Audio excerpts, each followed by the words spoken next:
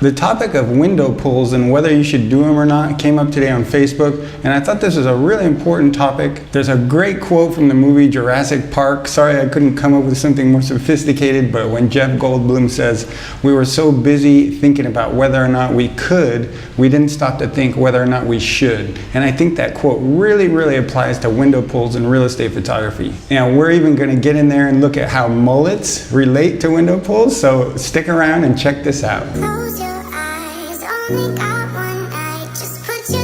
So every interiors photographer sort of figures out at some point how to do a window pull, and they're really excited, and that excitement can last quite a long time. But the problem is that excitement that they have over developing that skill sort of biases them toward using the skill. If I was forced into making a general statement about window pulls in real estate photography today, I'd say I see far too many overly dark window pulls. For each photo, we want to step back and just take a look and say, should we do a window pull here? And many times it really helps during that creative process where you're taking a few frames, you look at how a darker frame or a darker window looks, and then you also look at a lighter window. And that'll really help you kind of in your whole creative process. Should I or should I not? There's a real art in a good window pull, in my opinion, and the art lies in the subtlety. When you want to show a view out a window, it's just absolutely essential to show the view. Try and get in the habit of going just a little darker. You want to find that point where it's just a little darker and it looks more controlled and professional,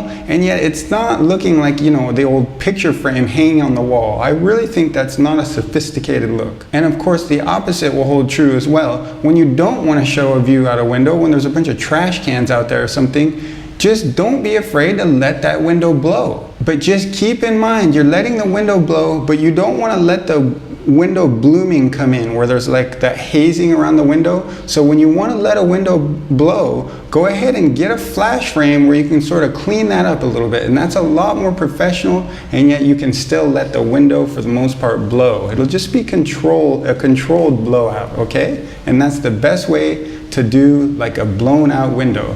Let it go, but then control it a little with your flash frame. So today we're gonna compare strong window pulls to mullets. Now at the time, these guys that had these mullets thought they were totally in vogue, right? They thought they were just the shit.